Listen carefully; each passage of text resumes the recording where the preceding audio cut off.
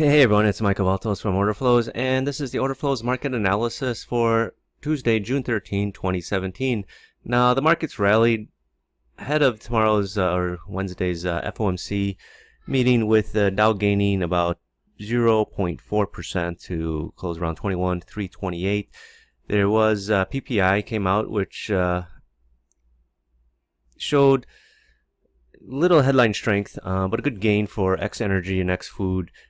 Core rate that highlights the strength in services. Now, again, there was some action in the order flow around the PPI just after it came out. The bond market sold off, and but again, it's on the day when the FOMC starts. Now, if you remember, everyone, a month ago was calling for a hike in. I'll say everyone, but the consensus was, with people in the saying 3 hikes later this year, back in April, back in May, and we're June and we got the meeting. So it's not far out of the realm to think that there might be a possible tongue-tied here, a possible hike coming out on Wednesday. So, but again, we'll see. I haven't looked at the Fed funds to see what's being priced in or not.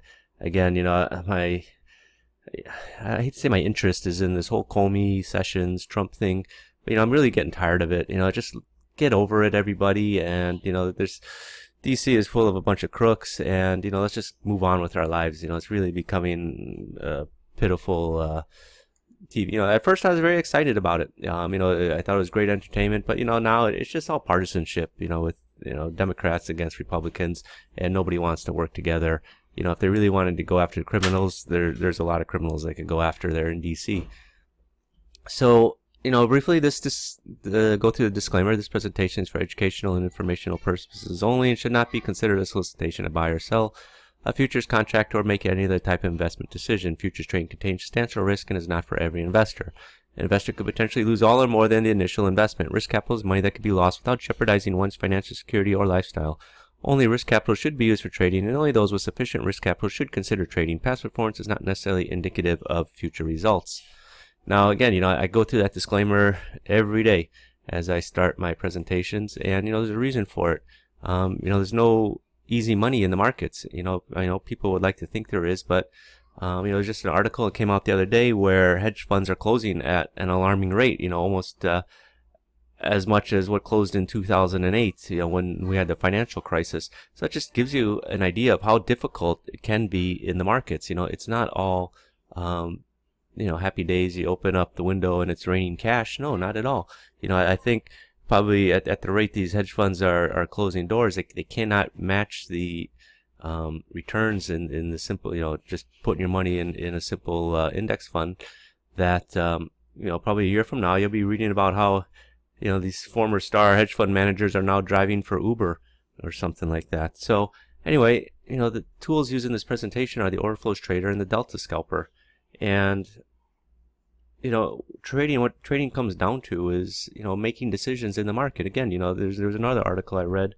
CNBC was talking about it. It was on CNBC's website. I should find the article about how few traders there are nowadays. A lot of the trading is done by machines, by algos, and then people wonder why, you can't match alpha. You got all these different algos competing for the same small alpha, whereas the fundamental traders, the people that actually sit there and make decisions, it's only about 10% in the market these days.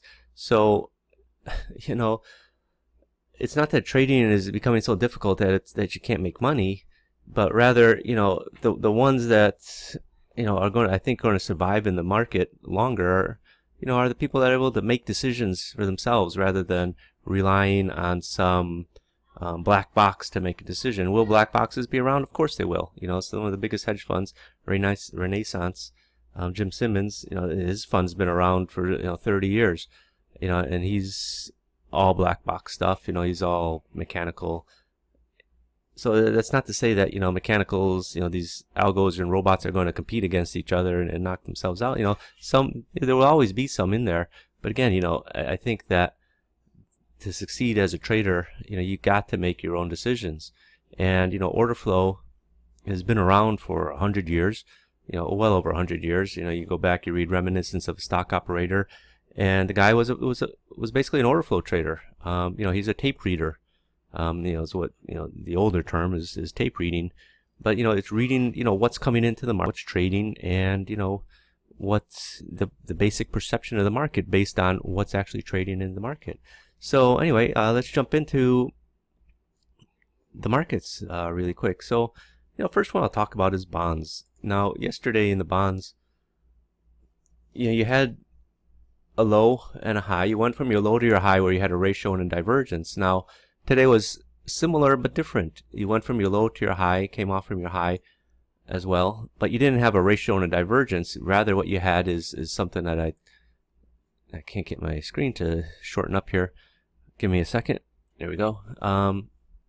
But it's literally the same. I'll say the same thing, but it's close to this. My computer's acting up here. Okay. Come on, work with me.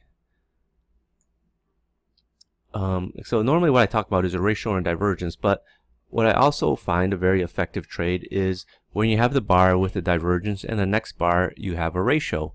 To me, that's still a trade. It's still what I'm looking for, because sometimes you just don't get it in that actual bar that you had the divergence. So in the bonds yesterday at 8:35, you had your low bar and you have a divergence. You don't have the ratio. It's 8.577. Next bar, you do have the ratio, the blue number, 327. Okay, and you start your rally. You go from your low up to your highs.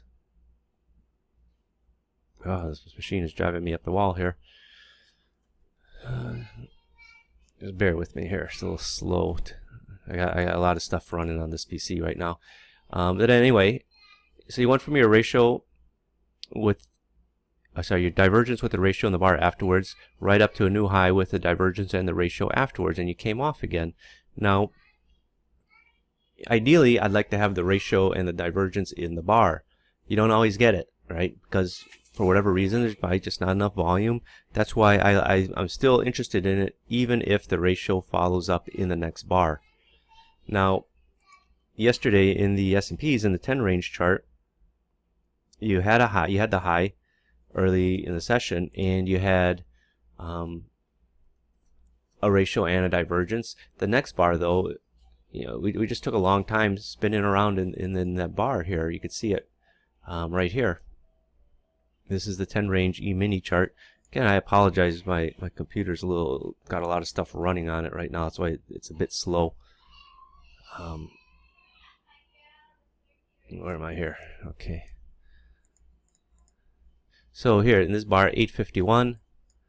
Here's your divergence. Here's your ratio. But this next bar here, this 933 bar, you trade 154,000 contracts. You trade, 3 times your amount, and you're putting in some very heavy volume. You can see in here you're getting 13,000, 14,000. Do you come off? Yeah, you come off. I don't like that you spent a lot of time in here. Honestly, this was during the room session yesterday when this bar was forming. I liked this ratio with the divergence. I didn't like that you spent the next 45 minutes just spinning around in there. To me, I lose my patience. I really expect the move to happen relatively sooner rather than later.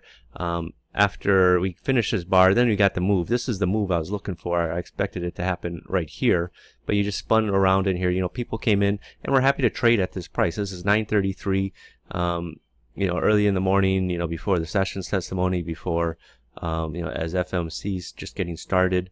So, people they're doing what the market is there for. They're exchanging, transferring risk from, one party to another party. And then later, 1042, you got Delta Scalper here.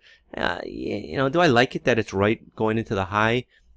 You can only trade. I prefer it to be, say this to be the low of the day and you get the signal, but, I still got to respect it, whether I take this trade or not. The other thing I like is that you have Delta increasing. You go, you're coming down here.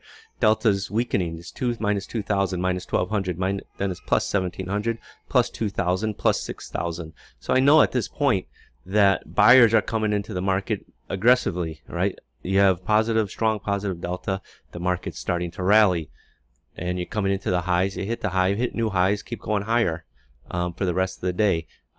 Right now in the mornings, it's about 3 in the morning as I'm recording this. We're just right off of yesterday's high.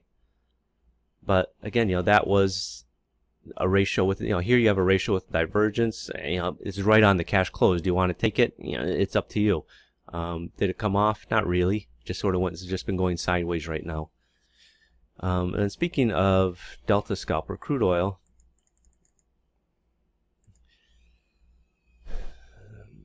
Crude oil had a nice signal right on the low there with the Delta scalper. And I remember, I sort of talked a little bit about it in the room, where you want to be taking buys and where you want to be taking sells. And everyone says, oh, take things in context of the market. Well, what exactly does that mean, take things in context of the market? Well, it's simple. If you're looking to buy at a low price, buy below value. If you're looking to sell above value. It's as simple as going into the grocery store to buy a bottle of Coke or Pepsi, right? Like, it's going to cost you, a 2-liter bottle is going to cost you $2. But if you could buy it all of a sudden for $1, $1, you're going to buy, you might even buy more. You might even buy 2 or 3.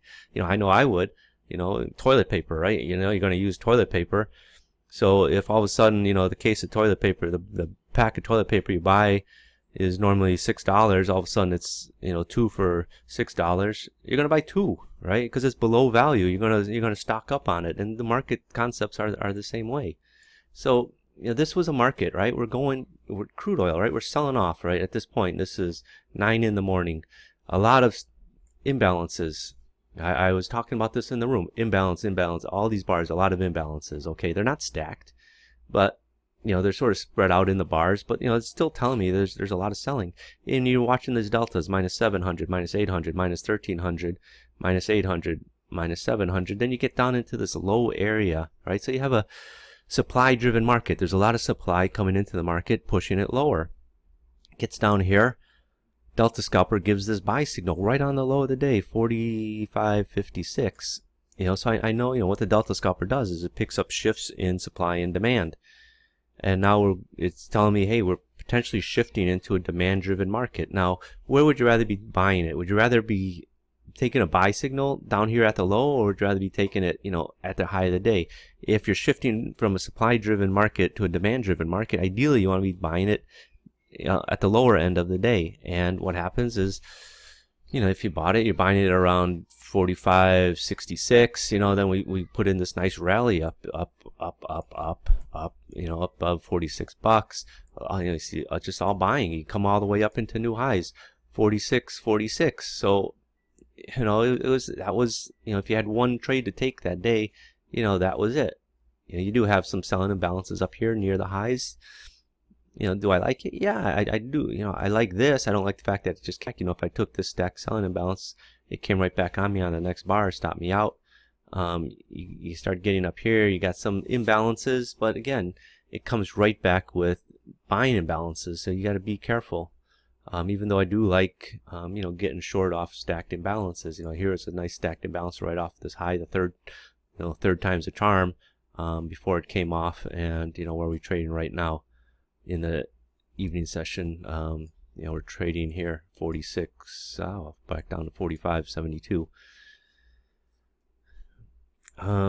Next market I'll talk about is beans. I'll just mix it up a bit here. Again, where do you want to be taking buys and sells?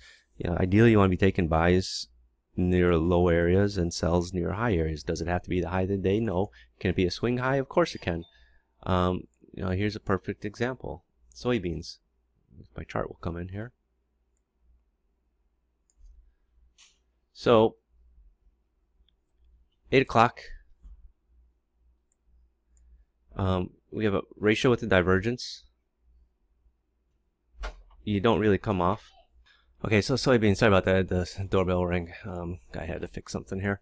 Now, divergence with the ratio sells off a little bit, not much. I'm not going to consider this a big victory. Then it just sort of goes sideways, comes back up towards your high again. This is not a divergence. This is a, it's telling me that there's some guys, kind of trapped up here. You got this imbalance.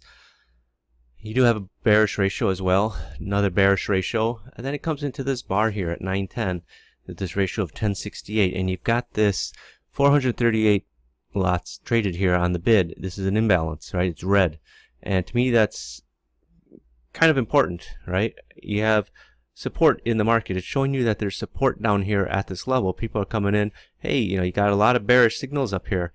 But the other thing you got to, take note of is you got a very bullish signal here. You got support coming in, 438. Where else do you see that sort of size? You see it back here, 440 is actually the same level. So, at this price area, you've got support. You got point of control, point of control, point of control. Comes right back up, imbalance here, imbalance here, imbalance here. So all these people that are selling it, trying to get it to go lower because, for whatever reason, I think there's bearish reasons up here to be getting short. But it's running into support. And, at some point, people are selling the shit out of it thinking, fuck, I can't get any lower. And, okay, screw it. I got to get out. And the market starts rallying. You get up here to your high of the day, 945. You've got a Delta scalper giving you a sell. So, again, where would you want to be taking sells? Ideally, you want to be taking them up near the highs. Here, you got a nice stacked imbalance afterwards. But, really, right up here, you got divergence. You got the Delta scalper. Unfortunately, it's not a ratio that you like. Point of control up near the top. That's this aqua line telling me that. And what do? You come off from, the 940 area. Boom, boom, boom. You kind of go sideways down to the 939, 938 area. And then, boom, Delta scalper again. You get in these kind of smallish deltas. 39, 68, 28, 33, 17. But now it's picking it up. Delta scalper's picking it up that, hey, you know what? Based on what just happened here, selling is coming in. And what happens? It goes from 939, this area, 938. You trade all the way down to, just off your lows here. This is pretty much of a straight line over the next 15 minutes down to the 933 area. Later in the day, around the close, you do make new lows barely by 2 cents. 2 ticks. And, in the night session, we do rally back up here. You've got a this is what time, 3:30 in the morning right now. You got imbalance on the top, you got a bearish ratio, but you don't have a divergence there. This market, I know why my computer's acting up, because I've got this update that I'm supposed to, I just haven't been clicking on it. That's why, my computer wants to restart itself, but I've been overriding it. That's why it's acting up. As I'm recording this, it wants to do an update. Sometimes these updates really mess up everything. But anyway, we'll talk about here in the euro currency really quick. And, I'm trying to remember what there was. Okay, so again, here going back to 3 in the morning yesterday. Okay, you have the Delta scalper giving you a sell, but it's a sell on a green bar, right? If you're getting short, you don't want to be getting short on a green bar. I'm getting short on a red bar. You come off here. There's honestly in the euro currency there wasn't a whole lot to really get excited about because you're sort of trading in a range most of the day. I did find this low kind of interesting. You had a nice swing low here with a ratio, point of control near the bottom, green bar with a negative delta. So it's telling me, hey, this market could be turning here, and it did. It turned, but mostly went sideways over the next hour. It did pop back up around 950. Here you got a swing high with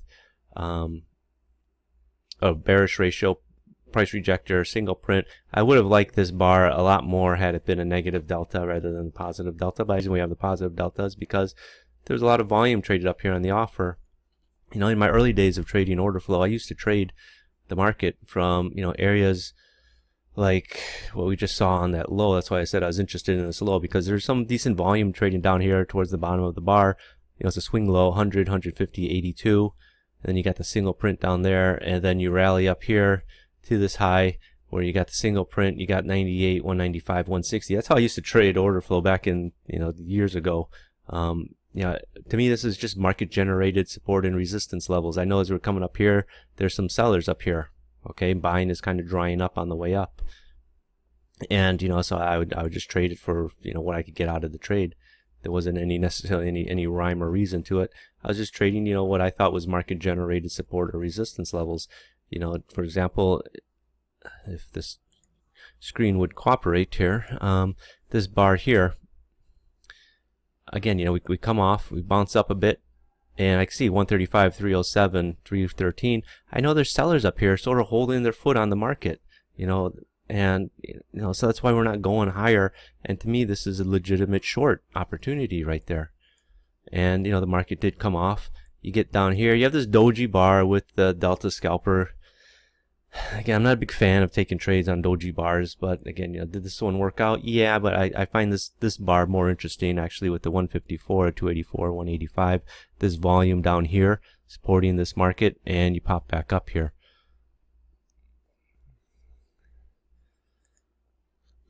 Lastly, I'll just talk about the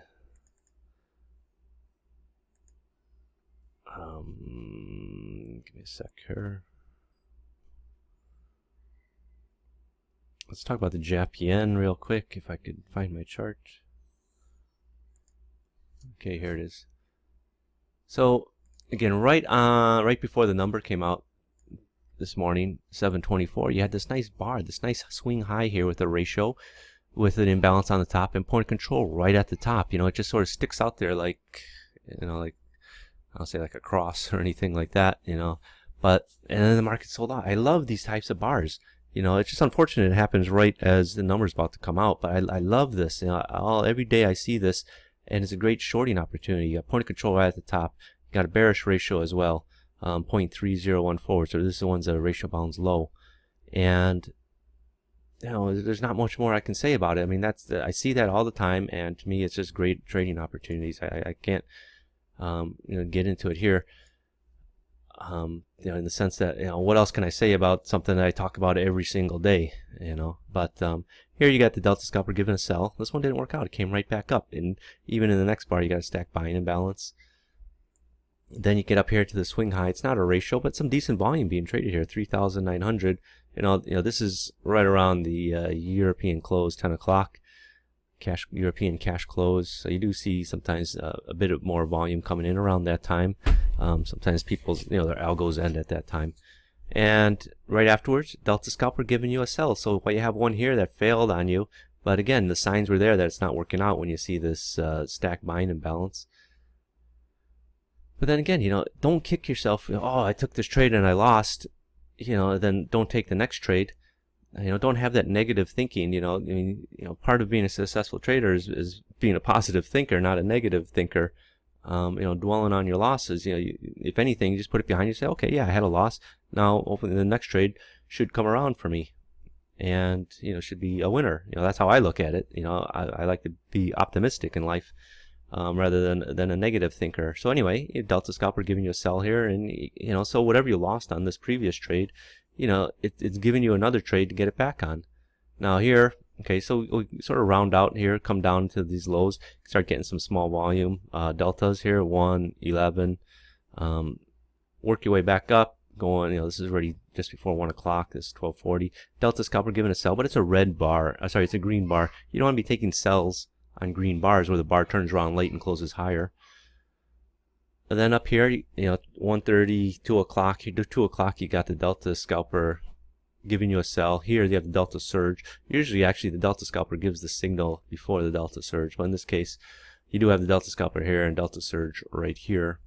Then again, you got another delta scalper giving a sell here, and we sold off from there. So while you saw 3 trades, just these 3 trades, this one here was a loser. This one is a nice winner. This one is not a trade because it's a green bar. This one is a red bar, which is the one you want to take, and you sell off going into the night session.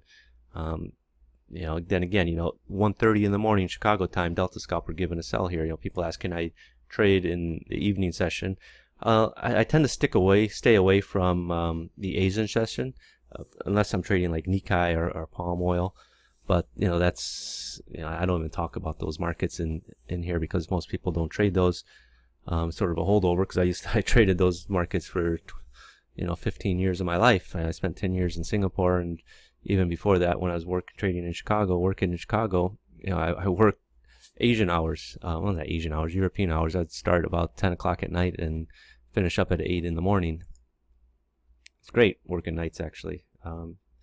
You could just be yourself. You work in an office during the day, especially in a bank. You gotta be very politically correct. You can curse and swear, but it's really it's not like the movies where you see that movie Money Never Sleeps, Wall Street Number Part 2, and you go to the trading floor and everyone's, you'd think it's open outcry trading pits, everyone's hand signaling. But you go to a trading floor in a bank, majority of them, I'm not going to say all of them, but the majority of them, it's like being in a freaking library. You yell and scream, and people will hear you and stick their heads up wondering who's yelling and screaming. But anyway, so, you can trade currencies, you can trade most CME products European hours, meaning 1, 2 in the morning, and 1 or 2 Chicago time until the Chicago close. Here's a nice sell. This is 1:30 in the morning, Delta scalper. Right afterwards, Delta surge giving you the sell, and we come off from 90 area down to new lows at 90.70, 90.73, 90.74. So anyway, that's it for today. And again, I'll be interested to see, if the market's going to be quiet today on Wednesday. I said, you got the announcement coming out at 1 o'clock Chicago time, and again, I haven't checked what the Fed funds are doing, but how people are slanted. But again, people have been talking, for the last couple of years. Actually, people have been talking about every year you're going to do 3 or 4 rate hikes. Last year, what did you get, 1 or 2? This year, I think can't remember now if you had 1. My brain is fried at this time. But anyway, right now our range in the S&P is 35 low, 39 3/4 high, which is pretty recent actually. So coming into the morning, it's 3:30 in the morning, 3:40 in the morning, and you've got basically a 5-point, not even a 5-point range, 4 3/4 point range. So it'll probably be a quiet early morning. So we'll see what comes up of that. So anyway, again, the tools I use is the Orderflows Trader, which is the volume footprint, and I talk a lot about the Delta scalper. I'm talking with my programmer for the NT8 version. We might put in a Delta scalper in there in a slightly modified form. We're going to make 1 or 2 changes I want to make to it, just to bring it up. I'll say bring it up to date. But one of the changes I want to make to it is the if I talk about not taking signals, not taking buys on red bars, or not taking sells on green bars. I want to put that in it, and I'm trying to convince them to let me put it into the NT8 version. So we'll see where that goes. But so thanks for watching this, and go to my website, orderflows.com, to learn more about trading with order flows. So thanks everyone, and have a good day. Bye bye.